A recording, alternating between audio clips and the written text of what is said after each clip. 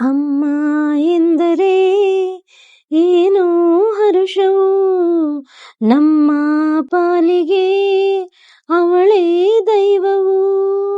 ಅಮ್ಮ ಎನ್ನಲು ಎಲ್ಲ ಮರೆತೆವು, ಎಂದು ಕಾಣದ ಸುಖವ ಕಂಡೆವು.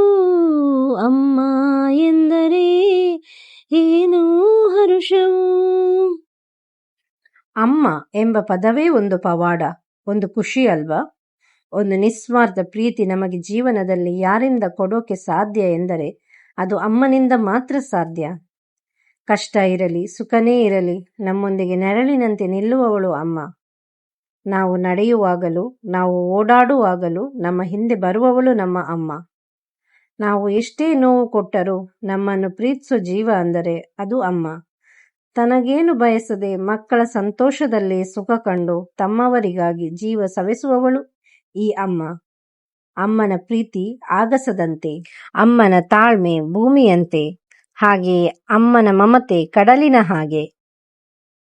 ಒಂದು ಜೀವಕ್ಕಾಗಿ ತನ್ನ ಒಡಲಲ್ಲಿ 9 ತಿಂಗಳು ನೀಡಿ ಆ ಜೀವಕ್ಕಾಗಿ ತನ್ನ ಜೀವನವನ್ನೇ ಮುಡಿಪಾಗಿ ಇಡುವವಳೇ ಅಮ್ಮ.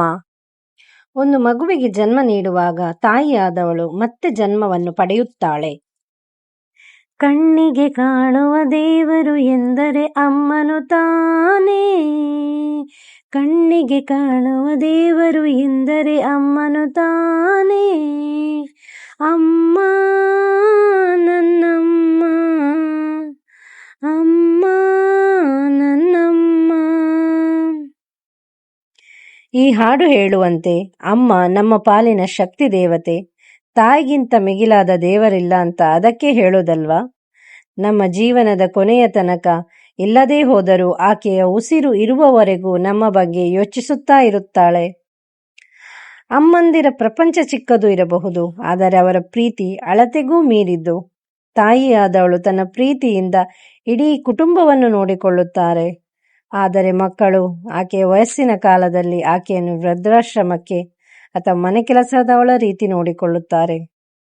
ನಿಸ್ವಾರ್ಥ ಪ್ರೀತಿ ಎಂದರೆ ಅದು ಅಮ್ಮ. ಆದರೆ ಮಕ್ಕಳದು ಬರೀ ಸ್ವಾರ್ಥ. ತನ್ನ ಮಗುವಿನ ಎಲ್ಲ ಆಗುಹೋಗುಗಳನ್ನು, ತನ್ನ ಮಗುವಿನ ಎಲ್ಲ ಒಳಿತು ಕೆಡುಕುಗಳನ್ನು ತಾಯಿಯಾದವಳು ಮಾತ್ರ ಅರಿಯಲು ಸಾಧ್ಯ. ಅಮ್ಮ ಆದವಳು ಎಲ್ಲರ ಸ್ಥಾನವನ್ನು ತುಂಬಬಲ್ಲಳು, ಆದರೆ ಅಮ್ಮನ ಸ್ಥಾನವನ್ನು ಯಾರೂ ತುಂಬಲು ಸಾಧ್ಯವಿಲ್ಲ. ಅಂತಹ ಅಮ್ಮನನ್ನು ನಾವು ಜೋಪಾನವಾಗಿ ನೋಡಿಕೊಳ್ಳಬೇಕು. ದುಡ್ಡು ಕೊಟ್ಟರೆ ಬೇಕಾದು ಸಿಗುತ್ತೈತಿ ಈ ಜಗದಲ್ಲಿ ಕಾಣೋ. ಹಡೆದ ತಾಯಿಯ ಕಳಕೊಂಡ ಮೇಲೆ ಮತ್ತೆ ಸಿಗುವಳೇನೋ, ತಮ್ಮ ಮರಳಿ ಬರುವಳೇನೋ.